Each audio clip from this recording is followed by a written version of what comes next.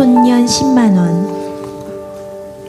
여자 홀몸으로 힘든 농사일을 하며 판사 아들을 키워낸 노모는 밥을 한 끼 굶어도 배가 부른 것 같고 잠을 청하다가도 아들 생각에 가슴 뿌듯함과 온유월 폭염의 힘든 농사일에도 흥겨운 콧노래가 나는 등 세상을 다 얻은 듯해 남부러울 게 없었다. 이런 노모는 한 해 동안 지은 농사거지를 이고 지고 세상에서 제일 귀한 아들을 만나기 위해 서울 한복판의 아들집을 향해 가벼운 발걸음을 재촉해 도착했으나 이날따라 아들만큼이나 귀하고 귀한 며느리가 집을 비우고 눈에 넣어도 아프지 않은 손자만이 집을 지키고 있었다. 아들이 판사이기도 하지만 부잣집 딸을 며느리로 둔 덕택에 촌노의 눈에 신기하기만 한 살림살이에 눈을 뗄 수 없어 집안 이리저리 구경하다가 뜻밖의 물건을 보게 되었다. 그 물건은 바로 가계부다. 부잣집 딸이라 가계부를 쓰리라 생각도 못했는데 며느리가 쓰고 있는 가계부를 보고 감격을 해 그 안을 들여다보니 각종 세금이며 부식비, 의료비 등 촘촘히 써내려간 며느리의 살림살이에 또 한 번 감격했다. 그런데 조목조목 나열한 지출 내용 가운데 어디에 썼는지 모를 촌년 10만원이란 항목에 눈이 머물렀다.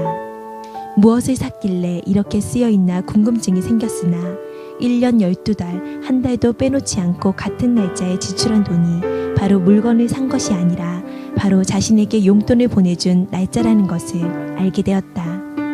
촌노는 머릿속이 하얗게 변하고 아무런 생각도 나지 않아 한동안 멍하니 서 있다. 아들 가족에게 주려고 무거운 줄도 모르고 이고 지고 간 한 해 거지를 주섬주섬 다시 싸며 마치 죄인된 기분으로 도망치듯 아들의 집을 나와 시골길에 올랐다.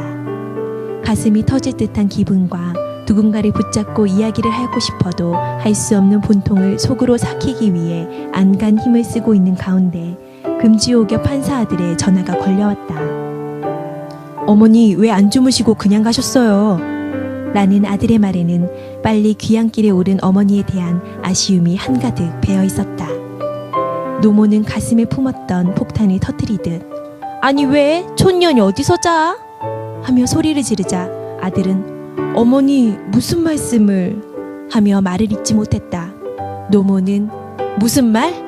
나보고 묻지 말고 너희 방 책꽂이에 있는 공책에게 물어봐라. 잘 알게다.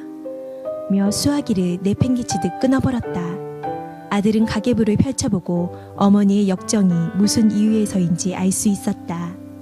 그렇다고 아내와 싸우자니 판사 집에서 큰 소리 난다 소문이 날 거고 때리자니 폭력이라 판사의 양심이 안 되고 그렇다고 이혼을 할 수도 없는 노릇이라 사태 수습을 위한 대책 마련으로 몇 날 며칠을 무척이나 힘든 인내심이 요구됐다.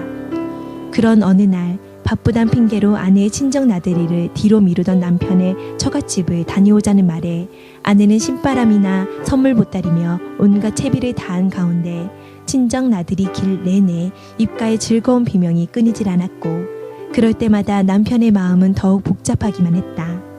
처갓집에 도착해 아내와 아이들이 준비한 선물 보따리를 모두 집안으로 들여보내고 마당에 서 있자 장모가 아니 우리 판사 사위 왜 안 들어오는가? 사위가 한다는 말이 촌년 아들이 왔습니다. 촌년 아들이 감히 이런 부잣집에 들어갈 수 있습니까? 라 말하고 차를 돌려 가버리고 말았다. 그날 밤 시어머니 촌년의 집에는 사돈 두 내외와 며느리가 납작 엎드려 죽을 죄를 지었으니 한 번만 용서해달라며 빌었다. 이러한 일이 있고 난 다음 달부터 촌년 10만원은 온데간데 없고 시어머니의 용돈 50만원이란 항목이 며느리의 가계부에 자리했다. 이 아들을 보면서 지혜와 용기를 운운하기보다는 역경 대처 기술이 능한 인물이라 평하고 싶고 졸음이 찾아온 어설픈 일상에서 정신을 차리라고 끼얹는 찬물과도 같은 청량함을 느낄 수 있다.